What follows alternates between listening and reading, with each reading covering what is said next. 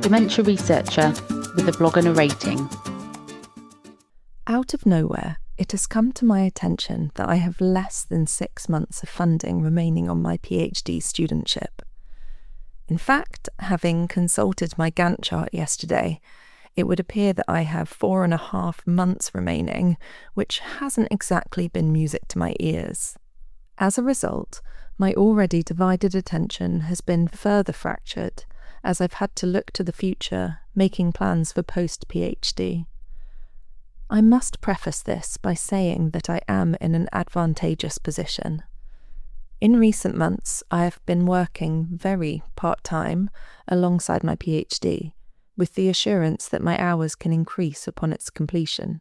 To some extent, then, there hasn't been the need to worry about my future or how my rent will be paid once I submit my thesis. For others I have known, this has been a very real concern, meaning an extremely stressful balancing act between applying for jobs and trying to pull together all the strands of the thesis ready for submission. People I know outside of academia have struggled to understand this. I suppose they see the PhD as a training opportunity that naturally and seamlessly leads into a full-time and permanent position within your department. I can only assume that for the overwhelming majority of people, this is not the case.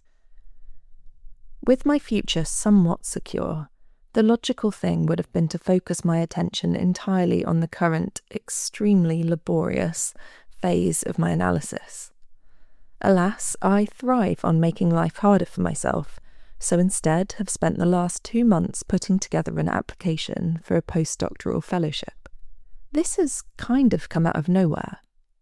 I can't say that I've historically had the most concrete ideas as to what my career will look like, and have always dreaded the inevitable, "Where do you see yourself in 5 years?" question that arises at every interview.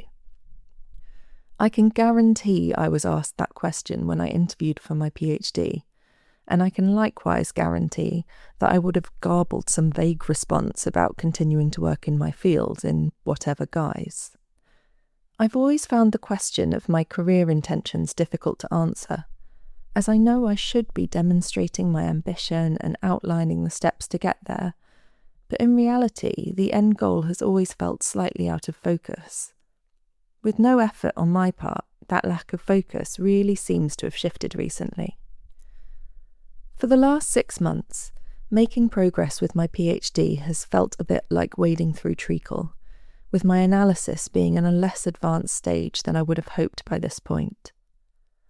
Unlike some of my peers, of whom I am frequently envious, embarking on the PhD involved starting from scratch with an analytic method with which I was entirely unfamiliar. I am a broadly qualitative researcher by trade, and while I'm comfortable with a range of methods for collecting or generating data, projects I've worked on have always analytically fallen back on old faithful thematic analysis. For my PhD, on the other hand, I'm using conversation analysis, which considers the features of communication in extremely fine detail. Such fine detail, in fact, that the data I have collected, video recordings of GP consultations including people with dementia and their family or friends, could never realistically all be considered in the course of my analysis. Month by month, without fail, my supervisors have advised me to pare back on the scope of my analysis, to become increasingly focused or risk losing my handle on the data altogether. Finally, this week, I seem to have made progress, with the 3 foci of my analysis finally, for now at least, determined. What this does mean, though, is that there is a wealth of video data left on the cutting room floor. A couple of months ago, I had to let go of one of my intended areas of interest, and I realised I couldn't do it. I'm just too attached to this data. There are so many interesting phenomena within those videos, and the subject matter, conversations about future care and end of life, is so incredibly important. Although I still feel like a complete novice, I have also become increasingly attached to conversation analysis as a method.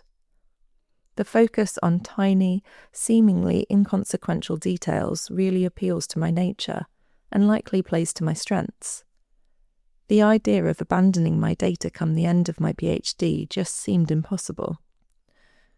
With this came the revelation that although I can continue working on others' projects, that can't be my end goal. My participants allowed me to effectively eavesdrop on some extremely sensitive conversations, with a view to providing guidance for healthcare professionals on how communication can be tailored for people with dementia. Finishing my PhD would feel like leaving this work incomplete. In light of this, the last 2 months have been spent preparing a fellowship application, in the hope that I can extend and build upon the work undertaken as part of my PhD. Rather than groping around in a fog, I finally feel like I can see a clear direction of travel, and part of that has to involve building my own portfolio of research based upon ideas that excite me.